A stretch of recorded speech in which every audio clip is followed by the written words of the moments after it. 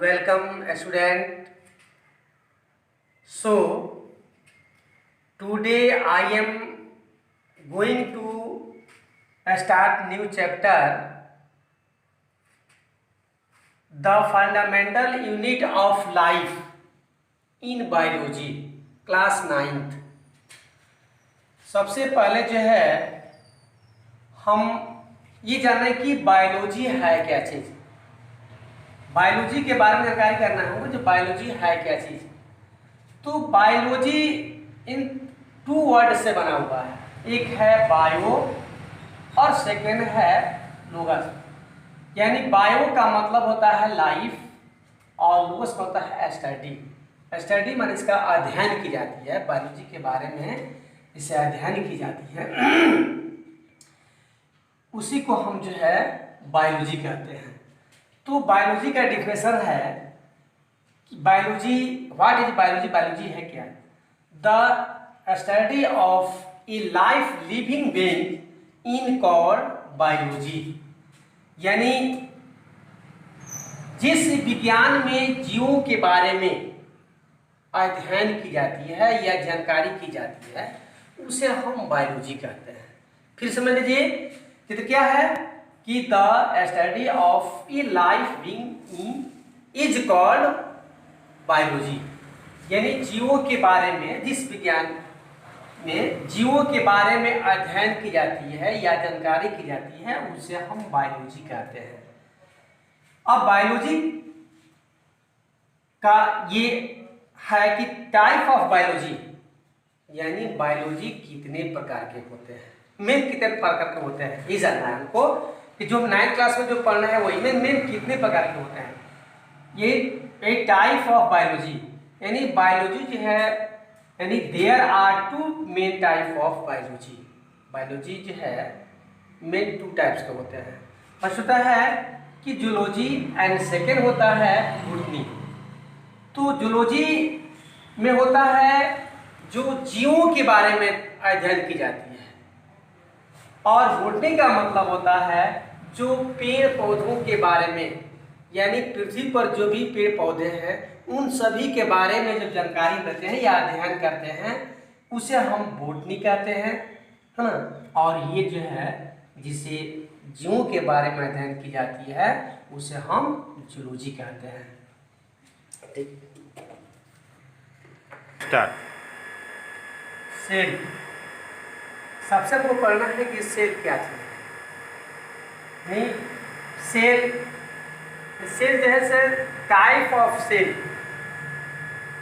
First होता है prokaryotic cell और सेकेंड होता है यूकेरियोटिक सेल। तो सेल जो है, यानी प्रोकैरियोटिक सेल जो होता है, ये इसमें पाए जाने वाले जो ऑर्गेनिज्म होते हैं वह सिंगल सेल कहता है। जैसे बैक्टीरिया, तो बैक्टीरिया यानी माइक्रो ऑर्गेनिज्म जितने इसमें के अंतर्गत आते हैं ये जो है प्रोकैरियोटिक के सेल कहते हैं। और ये होता है यूकेरियोटिक सेल।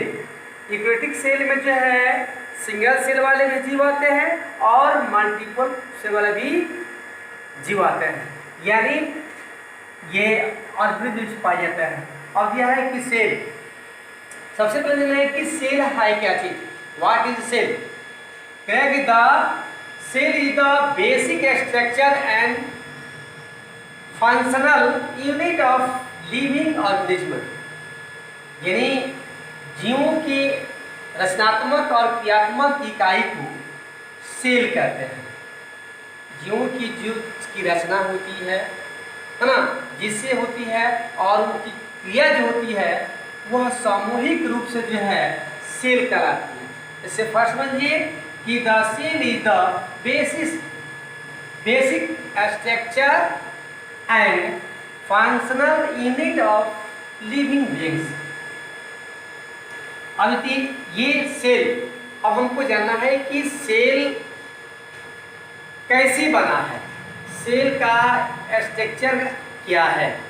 तो सेल का स्ट्रक्चर जानने के लिए सबसे पहले जानेंगे कि द स्ट्रक्चर ऑफ सेल।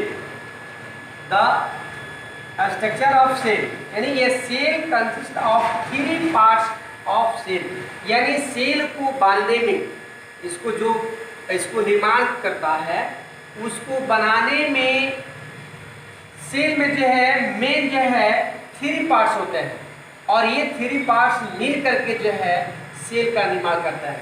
जैसे फर्स्ट है प्लाज्मा मेम्ब्रेन, सेकेंड है न्यूक्लियस, थर्ड है साइटोप्लाज्मा। जैसे हमने ये सेल किया, तो सेल में यानी जो आउटर पार्ट जो होता है, इसके आउटर पार्ट जो होता है सेल का, उसे हम कहते हैं प्लाज्मा मेम्ब्रेन, जो हमारे सेल को जो है फोकस करता है ना। इसके बाद सेकेंड होता है